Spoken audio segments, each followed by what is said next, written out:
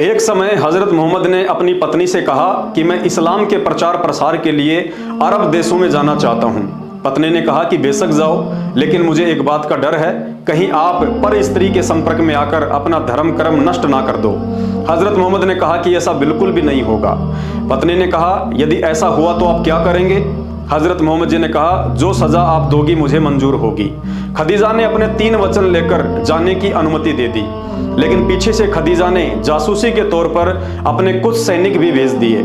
कुछ समय बाद सैनिकों ने बताया कि हज़रत मोहम्मद जी के कुछ गैर औरतों के साथ शारीरिक संबंध हो चुके हैं। खदीजा ने हज़रत मोहम्मद जी को वापस बुलवाकर इस बात की पुष्टि के लिए पूछा कि मैंने आपके विषय में ऐसा ऐसा सुना है, क्या ये सत्य है? मोहम्मद जी ने फरमाया कि बिल्कुल सत्य है, मेरे से यह गलती हुई है। खदीजा ने कहा, अब आपके साथ क्या किया जाए? मोहम्मद जी ने कहा, जो सज़ा आप देंगी मुझे मंजूर होगी, क्योंकि मैं आपका गुनहगार हूँ। नाराज पत्नी ने पहली सज़ा के तौर पर अपने सैनिकों से हज़रत मोहम्मद के लिंग का आगे का हिस्सा कटवा दिया। दूसरी सज़ा के तौर पर बड़ी बड़ी दाढ़ी मूंछ रखने वाले हज़रत मोहम्मद की अकेली मूछें मुंडवा दी। और तीसरी सज़ा के तौर पर हिंदुओं की तरह लंबी चोटी रखने वाले हज़रत मोहम्मद की चोटी कटवा डाली। और खदीजा ने कहा, अब आप मेरी तरफ से बिल्कुल स्वतंत्र हैं, कहीं भी जाइए और कुछ भी कीजिए। इस अटल सच्चाई को 600 वर्ष पूर्व कबीर जी ने भी अपने कबीर सागर में एक भजन के माध्यम से लिखवा दिया था, जिस भजन को सैकड़ों वर्षों से हिंदुस्तान में सभी कबीरपंथी गाते आ रहे हैं। लेकिन अल्लाहू कबीर संत रामपाल जी के अलावा इस रहस्य को सही से कोई नहीं समझा पाया, जिसमें कबीर जी ने मोहम्मद जी के लिंग और मूछें काटे जाने के विषय में स्पष्ट जिक्र किया हुआ है। मेरे साथ 2 भाई मन सब जग भूला पाया, इसी भूल में मोहम्मद भूला जिन नाराय मजहब बनाया। इसी भूल में मोहम्मद भूला जिन नाराय मजहब बनाया।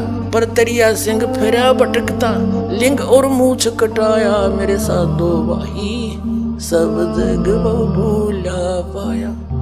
भाई और बहनों, जिस समय ये घटना घटी उस समय तक हज़रत मोहम्मद जी के काफ़ी संख्या में इस्लाम को मानने वाले अनुयायी हो चुके थे। जब हज़रत मोहम्मद अपने अनुयायियों के पास गए तो उन्होंने पैगंबर को ऐसे हालात में देखकर उनसे सवाल किया कि आपने मूंछ और चोटी क्यों कटवा डाली? मोहम्मद जी ने अपनी बेइज्जती के डर से संपूर्ण घटनाक्रम को छुपाते हुए अपने अनुयायियों से कहा कि भाई देखो, अब इस्लाम के मानने वालों की संख्या तेजी से बढ़ती जा रही है, अतः इस्लाम को मानने वाले मेरे अनुयायियों की आज के बाद एक अलग ही पहचान होनी चाहिए। शिष्यों ने कहा, जी क्या पहचान होनी चाहिए? तो मोहम्मद जी ने कहा, आज के बाद इस्लाम की दीक्षा लेने वाले के लिए सुन्नत करवाना, मूछें साफ रखना और सिर पर टोपी पहनना अनिवार्य होगा। उसके बाद सभी शिष्यों ने उसी दिन से मोहम्मद जी के इस मनमुखी आदेश की पालना शुरू कर दी।